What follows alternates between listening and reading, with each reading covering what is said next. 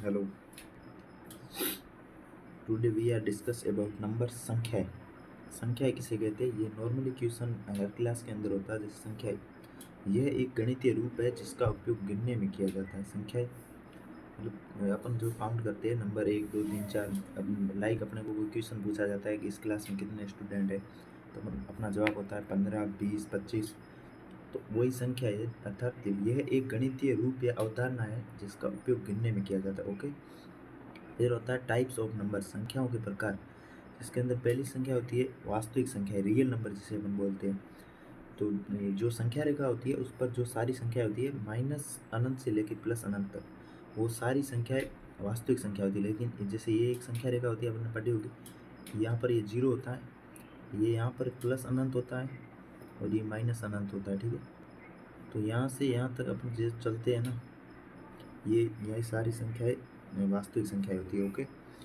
फिर इसके अंदर भी टाइप्स आते हैं। वास्तविक संख्या कितने प्रकार की होती है, कितने प्रकार की होती है? तो वास्तविक संख्या 2 प्रकार की होती है, पहली परिमेय, दूसरी अपरिमेय। इसमें अपन डिस्कस करेंगे सबसे पहले परिमेय संख्याएं, जो कि अपन ने छोटी क्लासों में बहुत मतलब काफ़ी हद तक पढ़ी भी है।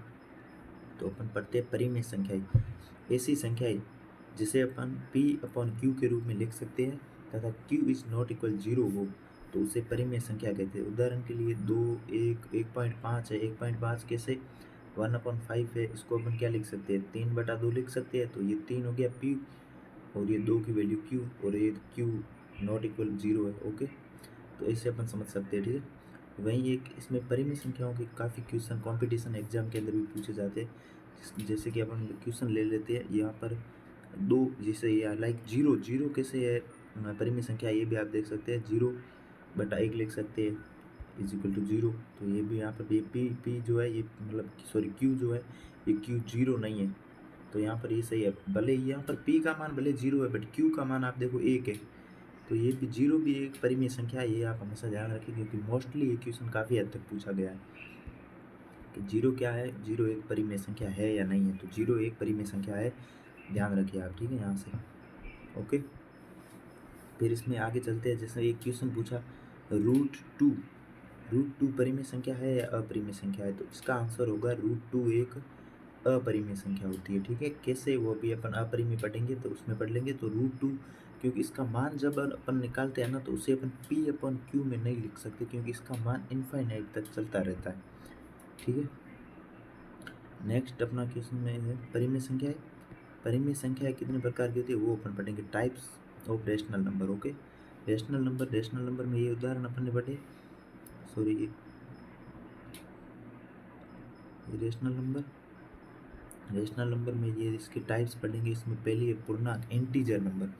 इंटीजर नंबर जो होती है उसे इंटीजर नंबर वही है जो वास्तविक संख्या है जिसे अपन बोलते हैं रियल नंबर। अर्थात यहाँ देखिए माइनस अनंत से लेकर प्लस अनंत के बीच में चलने वाली संख्या पूर्णांक संख्या होती है। अर्थात ऐसी संख्या जो अनंत से प्रारंभ होकर प्लस अनंत, प्रत्येक अंक एक पूर्णांक होना चाहिए। पूर्णांक से आप समझ सकते हैं, जैसे कि लाइक मैं यहाँ पे लिख दूँ 2.5, क्या ये पूर्णांक है? तो नहीं, क्यों? क्योंकि इसमें 0.5 आ रहा है। जैसे अपन मैंने यहाँ पे लिखा 2, तो ये बराबर पूर्णांक है, अर्थात 2 एक क्या है? पूर्णांक संख्या, मतलब इंटीजर नंबर होना चाहिए।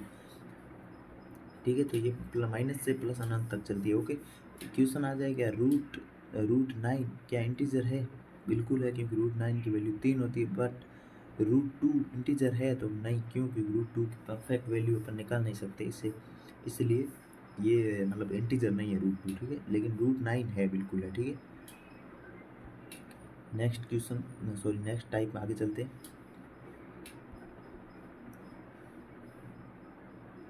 आगे अपन चलेंगे पूर्ण संख्या, टाइप बी। ए पूर्णांक हो गई, टाइप बी में है पूर्ण संख्या। ठीक है, पूर्ण संख्या देखिएगा, होल नंबर जिसे बोलते हैं। तो ऐसी संख्या जो शून्य से प्रारंभ होकर अनंत तक चलती है उसे पूर्ण संख्या कहते हैं। अर्थात 0 से लेकर प्लस अनंत तक चलती है उसे पूर्ण संख्या कहते हैं। इसमें कन्फ्यूजन ज़्यादा रहता है, पूर्ण संख्या प्राकृत संख्या, इनमें ज़्यादा कन्फ्यूजन। तो पूर्ण अर्थात पूरी है, मतलब 0 भी इंक्लूड है, 0 से प्लस अनंत पूर्ण।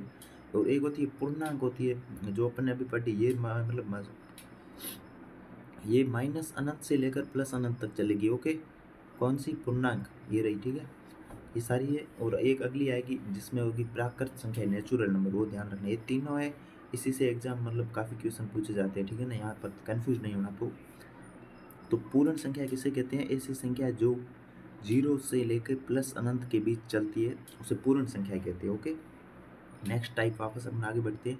तीसरा टाइप किसमें? परिमेय संख्या। परिमेय संख्या का तीसरा टाइप, पहला हो गया पूर्णांक, दूसरा हो गया पूर्ण, तीसरा है प्राकृत। ये रही प्राकृत संख्या, इसमें क्वेश्चन आ सकता है, ध्यान रखना। तो प्राकृत संख्या जो है ये +1 से प्लस अनंत तक चलती है। पूर्ण 0 से अनंत तक चलती है, लेकिन ये प्राकृत संख्या 1 से प्लस अनंत के बीच चलती है। ओके, ये होगी परिमेय संख्या। क्लियर?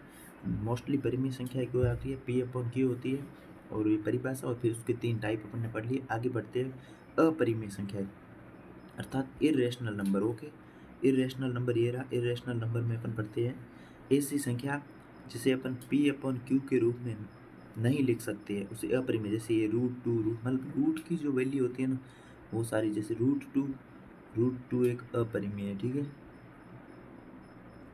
अपरिमेय। ओके, लेकिन √2 है, √3 है, √5 है, सारे क्या है? अपरिमेय, ठीक है।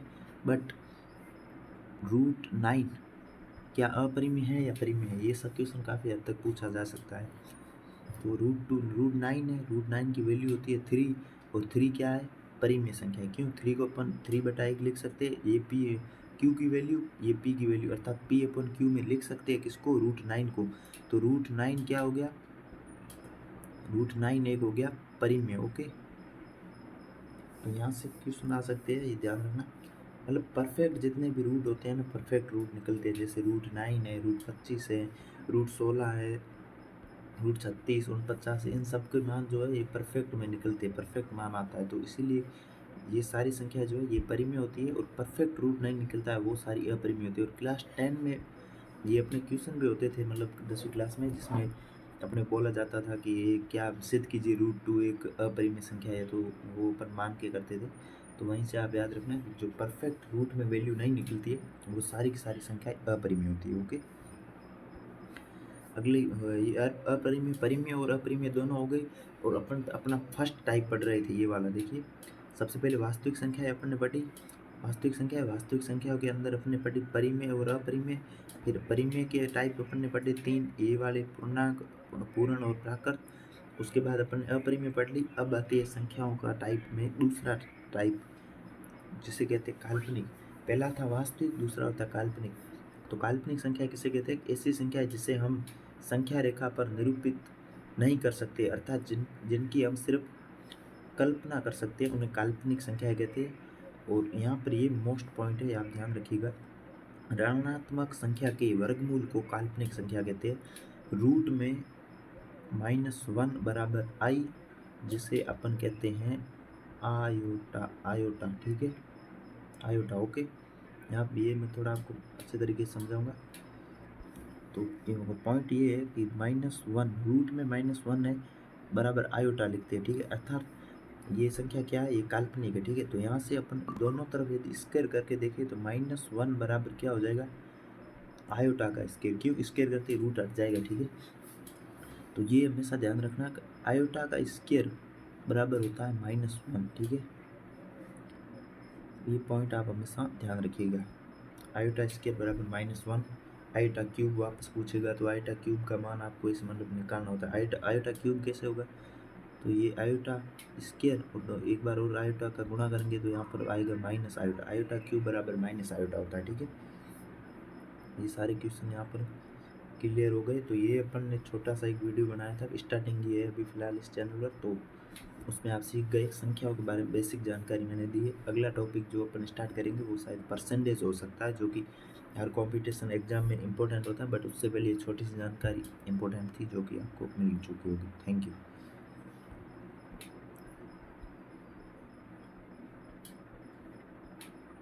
ओके।